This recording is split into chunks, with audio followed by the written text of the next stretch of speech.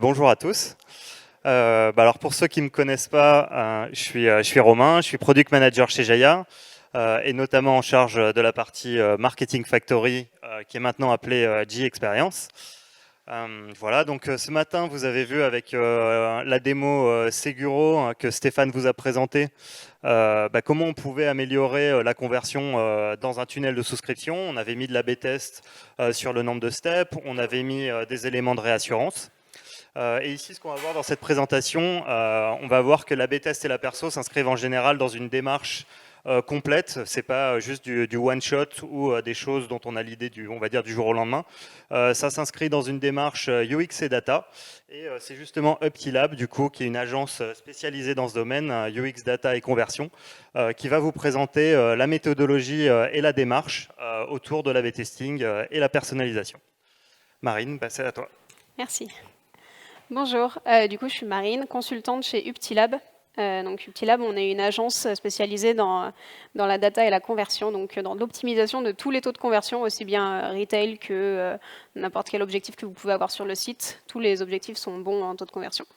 Donc du coup, on a un point de vue assez global sur la situation. On va voir d'abord tout ce qu'il y a avant l'optimisation. Donc on vérifie si la collecte de données est cohérente ou pas avec des audits de tracking et des plans de tagage. Ensuite, on a une méthodologie qui est plutôt dans la data démocratisation. On veut vraiment que tout le monde puisse avoir accès à la data et la comprendre et la diffuser de façon automatique. Donc pour ça, on aime bien faire des dashboards personnalisés qui s'envoient automatiquement. Ça permet de mieux suivre sa data et de mieux comprendre les KPI qu'on suit. Ensuite, on analyse toutes les données d'un site, donc on fait des audits, à la fois analytics, UX, des entretiens utilisateurs, voilà, tout ça pour essayer de comprendre qui sont vos utilisateurs, comment est-ce qu'ils se comportent sur le site et comment est-ce qu'on peut améliorer les taux de conversion. Et ensuite, pour augmenter le taux de conversion, on fait du coup de l'activation de données avec tout ce qui est A/B test, personnalisation, etc. Donc voilà, ça c'est Uptilab et du coup aujourd'hui on va parler de l'A/B test et comment est-ce qu'avec l'A/B test on peut améliorer son taux de conversion sans changer son trafic, donc sans devoir payer plus cher en attribution, on garde le même trafic mais une fois qu'il est arrivé sur le site on le convertit mieux. On va commencer par qu'est-ce que l'A/B testing mais surtout qu'est-ce que l'amélioration continue. Donc l'A/B testing c'est dans la méthodologie d'amélioration continue. L'A/B testing, c'est en gros, donc vous avez déjà vu ce matin, mais en soi, la méthodologie, c'est qu'on répartit les visiteurs qui arrivent sur votre site de façon aléatoire entre deux variations, donc la version originale et la variation que vous souhaitez changer. Donc ça permet de vérifier quelle variation est la plus performante sur des objectifs que vous avez déterminés en amont. Donc vous gardez exactement le même trafic, mais du coup, vous pouvez vérifier si les changements que vous vouliez mettre en prod sont vraiment effectifs et vont vraiment améliorer votre taux de conversion. Je vais vous montrer quelques exemples de ce qui a déjà été fait comme test chez Uptilab pour vous montrer un peu la diversité des changements qui peuvent être appliqués.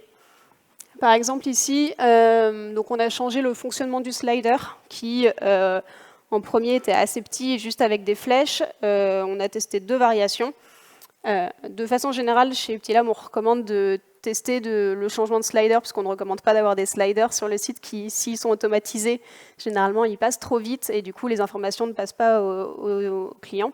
Et s'ils ne sont pas automatisés et qu'il faut cliquer sur les petites flèches pour passer, les contenus secondaires sont rarement vus et rarement cliqués. Donc ici, ce test a suivi toutes les données qu'on avait déjà eues sur des tests similaires, et c'est la variation 2 qui a surperformé avec beaucoup plus de clics sur les contenus secondaires. Donc en fait, ça mettait vraiment en avant le travail qui était fait par l'équipe content et donc tout le contenu secondaire qui était quand même mis en avant.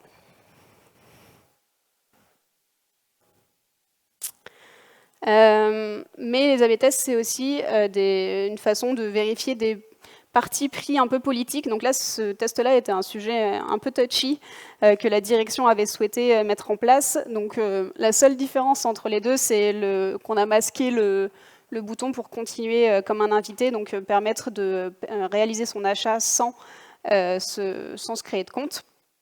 Et en fait, donc le KPI primaire ici, le premier KPI qu'on voulait traiter, c'était l'augmentation du nombre de créations de comptes.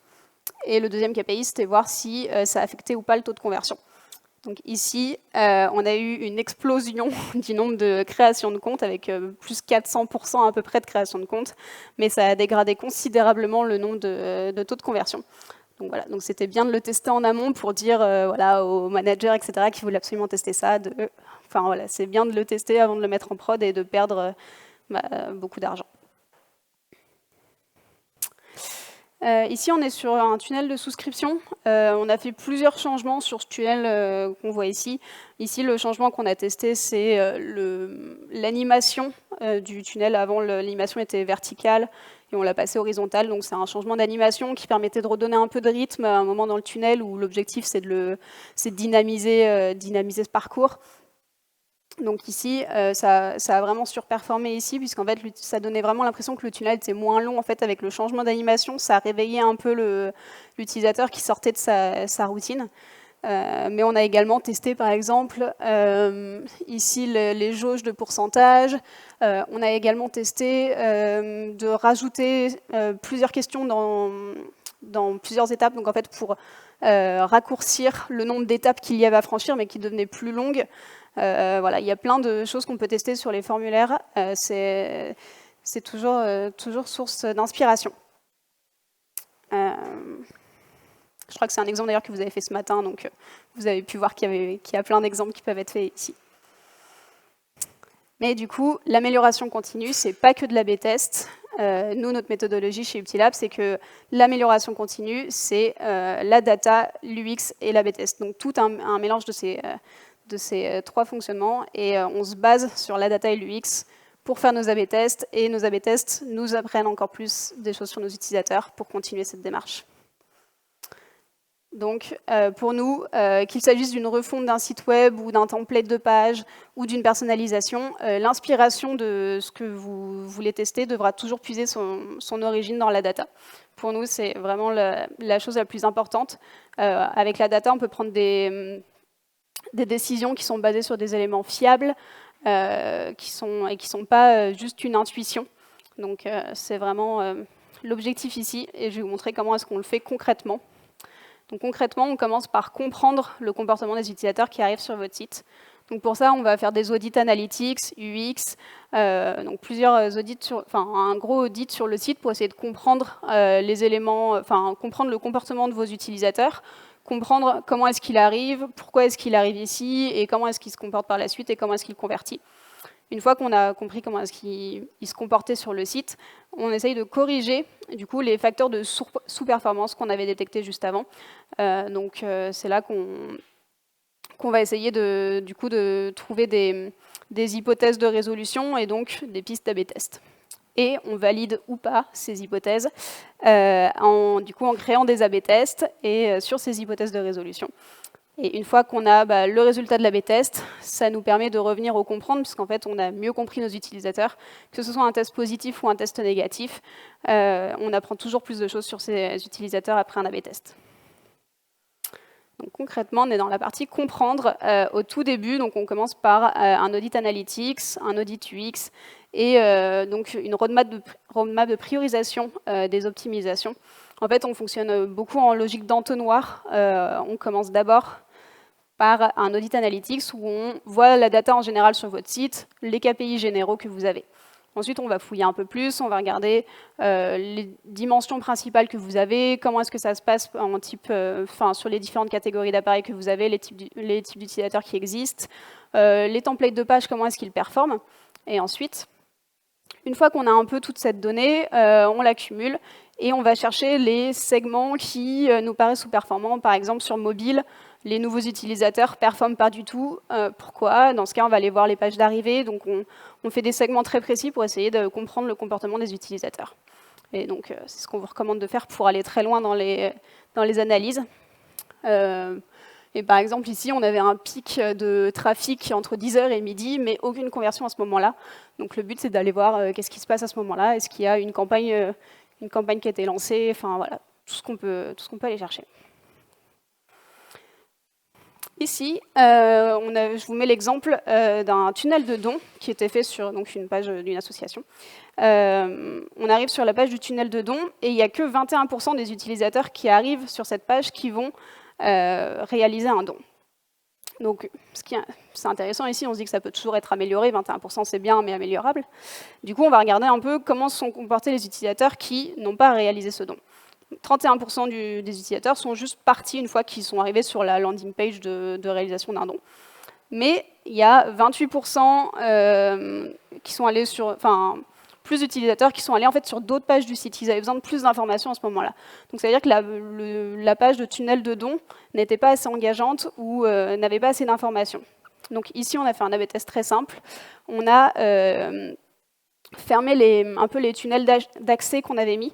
Donc on a en fait mis un tunnel de don sans menu pour retourner aux pages précédentes. On a juste gardé le logo qui permettait de revenir sur le site. Comme ça, si les utilisateurs voulaient vraiment avoir plus d'informations, ils pouvaient.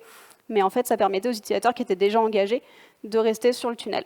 Et on a quand même rajouté quelques informations en plus qui étaient tirées des pages La Fondation et J'agis pour qu'ils aient quand même plus d'informations et qu'on les limite juste pas dans leur navigation. Une fois qu'on a fait notre analyse analytics, on va continuer sur l'UX. Donc le but ici, c'est d'aller voir est-ce qu'il y a des éléments UX qui permettent de comprendre les éléments de sous-performance qu'on a détectés dans l'audit. Donc ici, on va pouvoir utiliser quelques outils de reach tracking, par exemple, pour voir les clics qu'il y a eu sur le site. Enfin voilà, il y a des solutions qui existent. Mais nous, on se base surtout sur la matrice que vous voyez ici, qui est en fait ce qu'on considère donc la matrice de la conversion.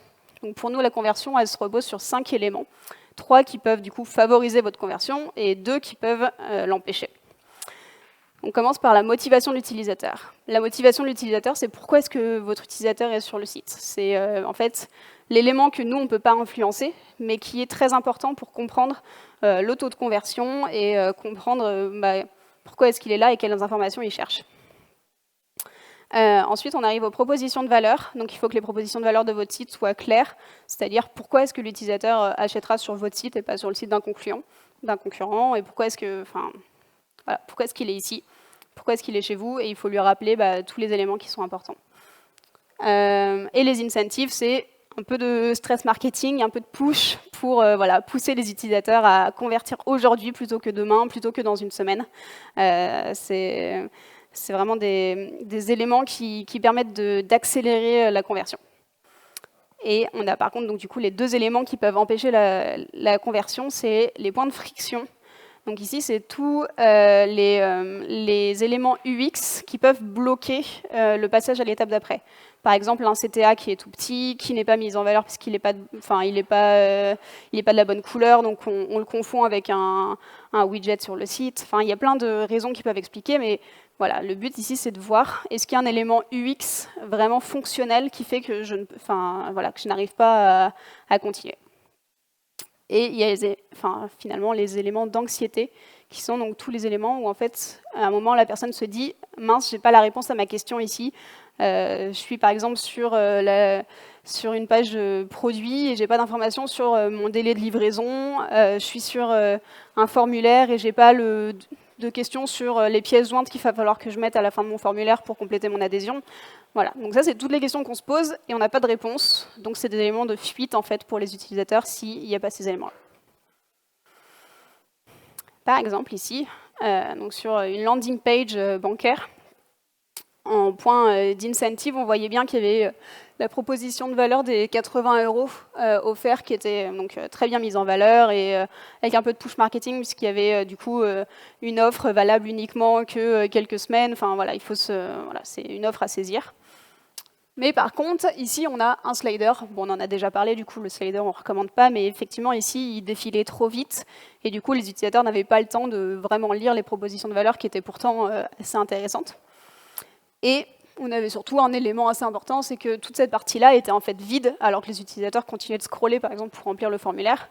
Et c'est une partie qui aurait pu, du coup, être mise à profit avec d'autres propositions de valeur. Donc, voilà, un test qu'on a fait assez simplement. On est parti de ces 3 hypothèses-là, et on a fait un A/B test où on a mis les propositions de valeur qui étaient présentes ici dans le sens vertical. Comme ça, les utilisateurs avaient cette vision en descendant sur le formulaire. Un autre élément qui est intéressant, c'est la voix des utilisateurs. Donc ici, c'est tous les éléments qui qui peuvent appuyer votre discours. Et ici, il vaut mieux donc aller voir des clients ou voir des prospects et faire passer des entretiens utilisateurs. Donc c'est ce qu'on fait de temps en temps chez Uptilab. Ça permet de mieux comprendre des éléments qu'on a pu voir sur l'analytics et UX, mais sans vraiment comprendre. Pour ça, il y a plusieurs solutions. Il y a soit faire des entretiens utilisateurs avec un petit panel et individuellement, vous allez voir avec les utilisateurs ce qu'ils ont aimé, ce qu'ils n'ont pas aimé sur le site, là où ils sont bloqués, là où ils n'ont pas de réponse. Mais il y a également des solutions de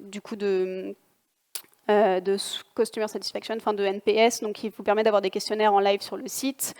Voilà, il y a quelques solutions qui permettent du coup de collecter cette donnée sur les utilisateurs. Ici, c'est très important pour appuyer vos décisions et pour faire surtout parler en fait le moment où la data, il y a quand même des moments où la data est muette. Et du coup, là, on peut vraiment comprendre ce qui se passe. Voilà. Il y a aussi des solutions de screen recording qui permettent de voir ce qui se passe sur le site, sur l'écran des utilisateurs, qui peut être très utile.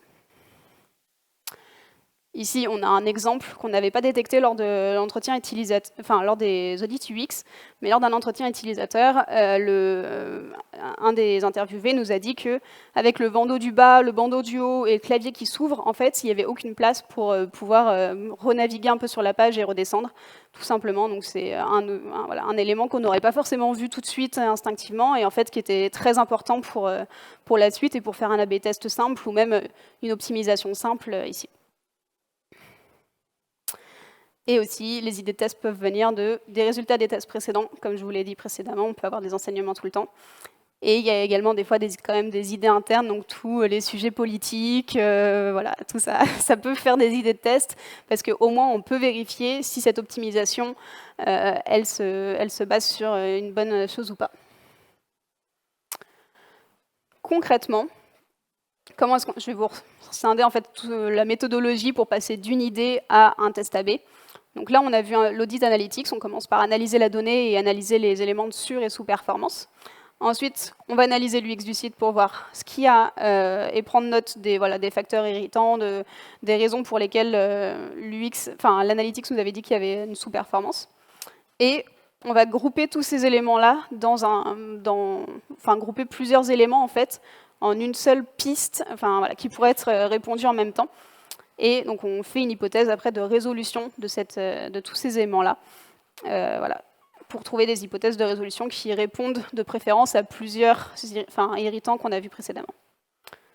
Concrètement, par exemple ici, on avait du point de vue analytics, on savait que la landing page attirait une vaste majorité des nouveaux visiteurs, donc ça c'est bien.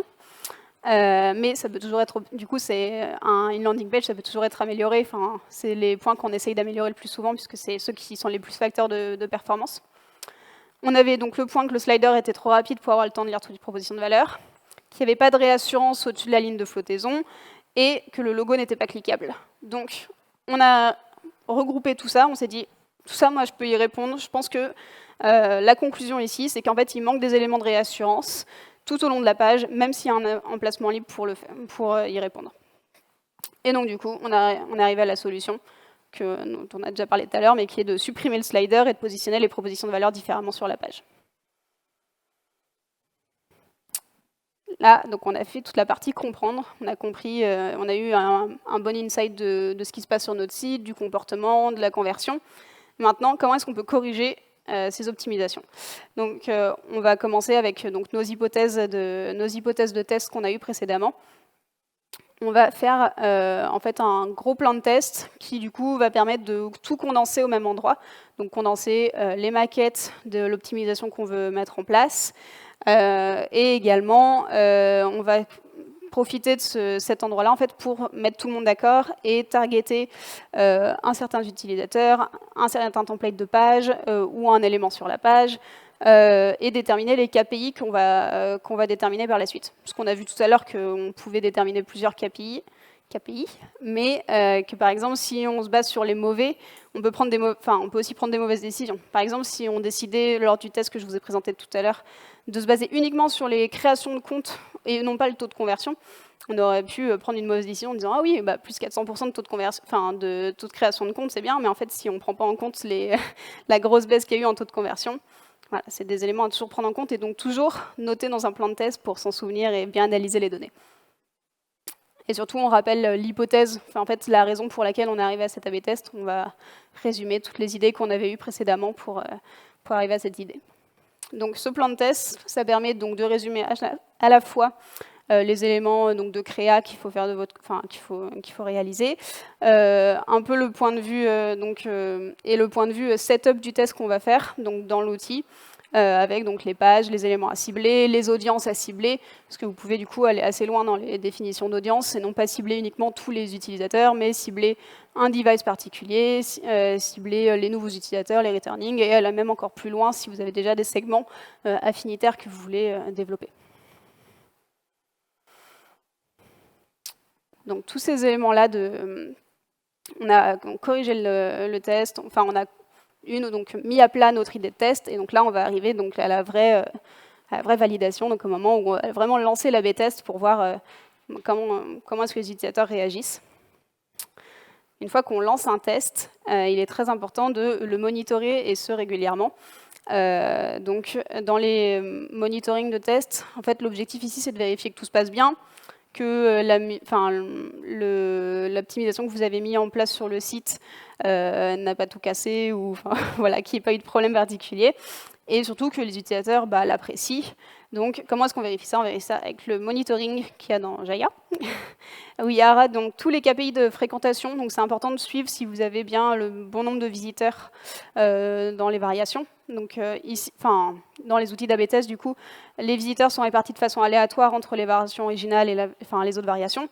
Mais du coup, il faut quand même vérifier qu'il y a un nombre similaire d'utilisateurs entre les deux variations pour comparer ce qui est comparable.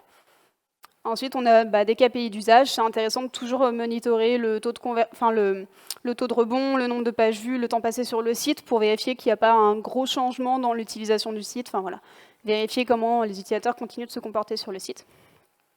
Et c'est là qu'on va définir également nos KPI primaires et secondaires. Donc ceux qu'on avait définis dans le plan de test, c'est important de les avoir dans le monitoring pour pouvoir continuer à les monitorer et prendre les décisions du coup d'arrêt du test ou pas, etc.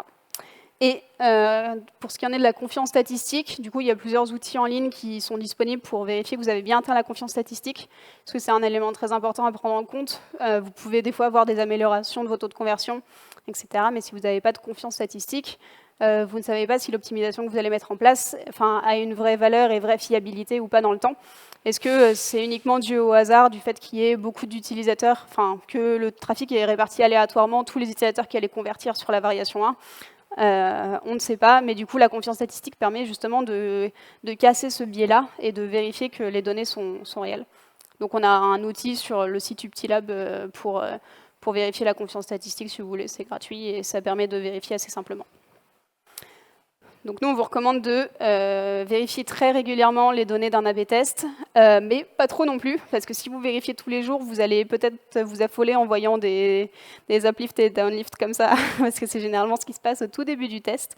Le trafic est toujours assez instable au tout début, mais donc le but, c'est que ça s'aligne et qu'on se rende compte par la suite d'une amélioration ou pas du test.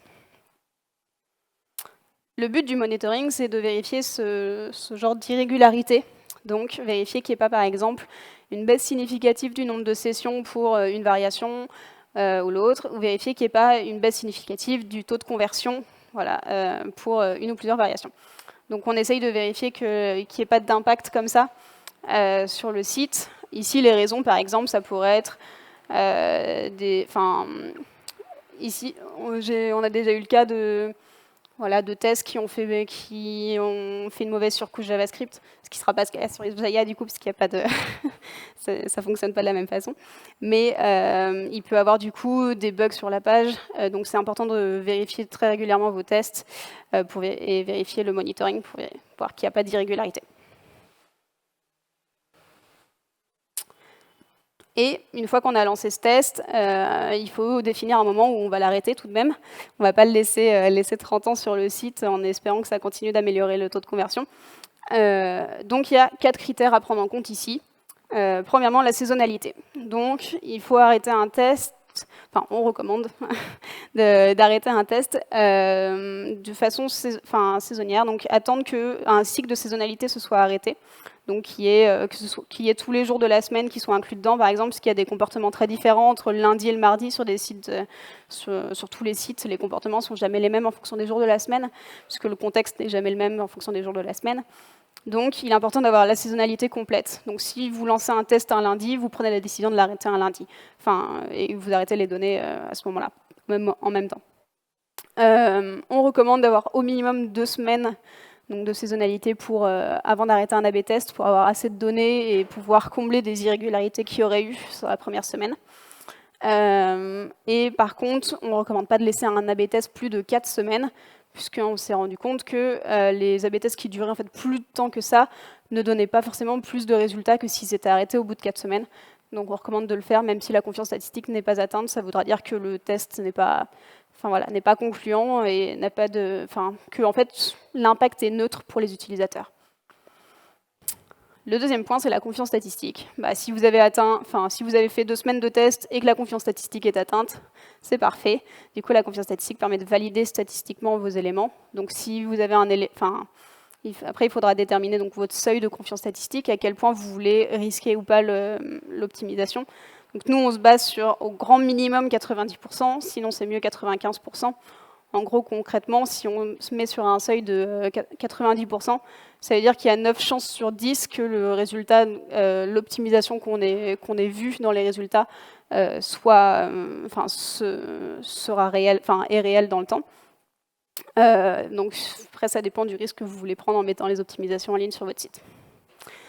En troisième point, on a la stabilité de la performance. Donc c'est là que les courbes de tendance sont intéressantes pour vérifier que l'uplift était bien constant dans le temps et bien resté à peu près tout le temps au-dessus que la version originale, ou qu'il n'y ait pas eu trop de changements et de gros changements de variation. Vérifier que dans le temps, du coup, que ça a bien fonctionné. Par contre, vous pouvez arrêter le test assez rapidement si vous voyez qu'il y a donc un KPI principal sur votre site qui s'arrête. Il vaut mieux arrêter le test tout de suite et vérifier ce qui a pu bugger. Mais on recommande d'attendre quelques jours, 2 jours, 3 jours pour vérifier que c'est bien dans le temps et c'est pas juste une journée qui est une irrégularité. Et une fois que vous avez décidé d'analyser votre site, puisque vous avez rempli tous les critères, vous pouvez réaliser plusieurs analyses pour vérifier l'impact du test que vous avez réalisé, aussi bien sur tout le trafic que sur tous les segments d'audience que vous pouvez avoir et qui peuvent vous intéresser. Donc, nous on recommande d'analyser tous les KPI principaux sur le trafic sans aucune segmentation et tous les KPI, les petits KPI secondaires qu'on avait également définis, taux de rebond, nombre de pages vues, et d'autres KPI qui peuvent vous intéresser, mais qui ne sont pas, par exemple, la conversion principale. Vous pouvez analyser tout ça pour tout le trafic. Et ensuite, nous, on recommande du coup d'aller faire quelques segmentations pour les KPI principaux qui sont les plus importants pour vous. Ça permet d'aller voir par exemple s'il y a une grosse différence de comportement entre les nouveaux utilisateurs et les returning, mobile et desktop. Ça arrive que des fois une fonctionnalité responsive n'ait pas été appréciée, ou que du coup un élément qui était sur desktop beaucoup plus visible devienne caché dans le burger menu sur mobile et donc du coup n'ait pas du tout fonctionné. Voilà, c'est des éléments à prendre en compte et qui peuvent du coup vous aider à améliorer votre taux de conversion encore plus. Et c'est donc dans ces moments-là que, quand vous faites vos segmentations, que vous pouvez vous rendre compte s'il y a un segment qui a donc mieux performé ou moins performé, et que vous pouvez du coup en apprendre plus sur votre trafic. Si du coup vous vous rendez compte qu'une optimisation que vous croyez à laquelle vous croyez beaucoup n'a pas fonctionné, donc pour les returning utilisateurs, il faut peut-être se poser des questions sur quel était leur objectif ici, pourquoi est-ce que ça n'a pas répondu à leurs attentes, etc.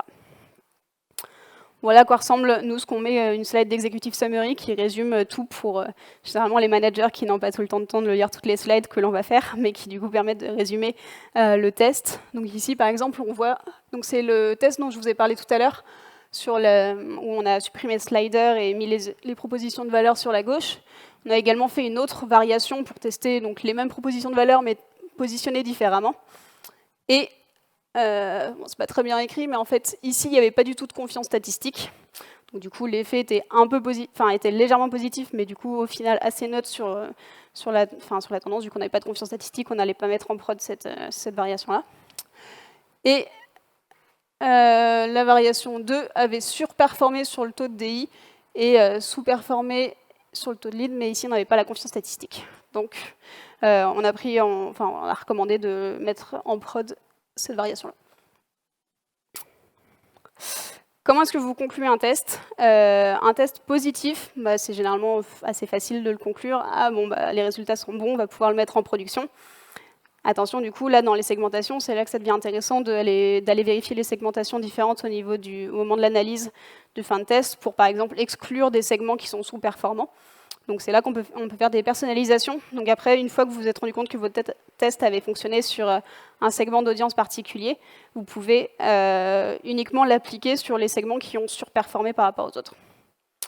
Donc vous pouvez utiliser l'A/B test pour faire de la personnalisation et donc pour définir cette variation sur 100% du trafic qui a performé. Et après, nous, on vous conseille de le mettre d'implémenter en fait le changement qui a fonctionné de façon définitive dans le site. Mais pour les tests qui sont négatifs, du coup, on va essayer de comprendre pourquoi. Donc on va essayer d'identifier les populations sur lesquelles le changement était vraiment négatif et d'autres sur lesquelles c'était plus mitigé. Donc c'est à ce moment-là qu'on va essayer d'en apprendre plus sur nos utilisateurs, approfondir l'analyse sur les données de population pour essayer d'en trouver peut-être une nouvelle idée de test.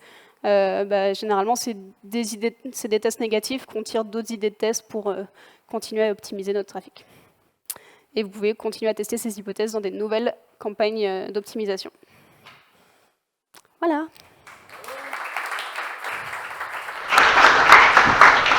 Alors, moi je vais avoir une question pour notre responsable, chef de produit, J-Experience. Alors, dis-nous un petit peu, alors, tout ce qu'on a entendu là, c'est faisable ou pas avec ce qu'on a? Ah oui, là, on n'a rien vu. En plus, vu que ce matin, le cas de démo était quand même assez ambitieux, en testant vraiment un nombre de steps dans un tunnel de souscription. Ce qui, tu me diras, en général, c'est des choses qui sont plus complexes à tester. Ouais. Et du coup, refaire cette partie slider, c'est des choses aussi, je pense que les gens qui font du Jaya assez rapidement, ils savent que c'est très facile à faire en Jaya. Donc rien de disponible déjà depuis 2 ans, sans souci. Très bien. Question concrète. Je suis client Jaya, j'ai J-Content, je n'utilise pas encore J-Experience. Tout ce que vient de me raconter Optilab est super intéressant. Je veux le mettre en place. Quel est l'effort en fait à faire pour activer le module J-Experience? Parle-nous un petit peu de ça. Quelle est la procédure? Comment ça se passe? Mais à part le fait qu'il faut nous parler pour l'acheter quand même. Mais pour les licences, c'est chez toi. Ça, c'est mon problème. Pour l'activation, c'est ton problème. Voilà. Du coup, déjà, pour revenir sur le talk de Julien, c'est vrai que ça sera plus facile pour les gens qui sont dans le cloud d'activer plus facilement le module, puisque sur le cloud, du coup, c'est vraiment en quelques clics qu'on va activer le module et la Customer Data Platform qui est derrière la partie perso notamment et qui fait la collecte. Pour les gens qui sont on-prem, du coup, il va y avoir quand même ce petit effort d'installation. On parle de quoi quand on dit petit effort pour être concret? C'est-à-dire on parle de quelques jours, quelques semaines, quelques mois? C'est quelques jours, c'est 1 ou 2 jours d'un de tes consultants. Okay. Donc voilà. Et après, je pense que le plus important à retenir, c'est vraiment cette démarche et cette méthodologie en fait, de vouloir commencer à connaître ses analytics, ses personas, ses clients, et à partir de là, commencer à formuler les premières hypothèses pour améliorer son site. Et là, on va vraiment se mettre le pied à l'étrier et commencer à jouer vraiment, à mettre en valeur l'outil et à améliorer sa conversion, puisque c'est vraiment l'objectif. D'accord. Est-ce qu'on peut conclure que si on souhaite faire de l'A/B testing de façon très sérieuse, comme ça vient d'être présenté, on a ce qu'il faut en fait dans J-Experience, c'est-à-dire on est quand même sur un outil qui a un niveau élevé, suffisant pour réaliser toutes les variantes, tous les tests et toutes les tweaks and tricks qu'il faut faire pour arriver en fait au saint graal de la conversion. Mais complètement. Et d'ailleurs, on recommande de toute façon de commencer en vrai par l'A/B testing. C'est une très bonne école pour vraiment en fait rentrer dans cette démarche d'amélioration continue et data-driven, et ensuite de dériver vers les cas de personnalisation qui font peut-être à l'origine un peu plus envie, mais il faut commencer par le début, apprendre à marcher avant de courir, comme sur l'assessment tool. Absolument. Très bonne transition par rapport à la CDP aussi. Merci beaucoup. Voilà.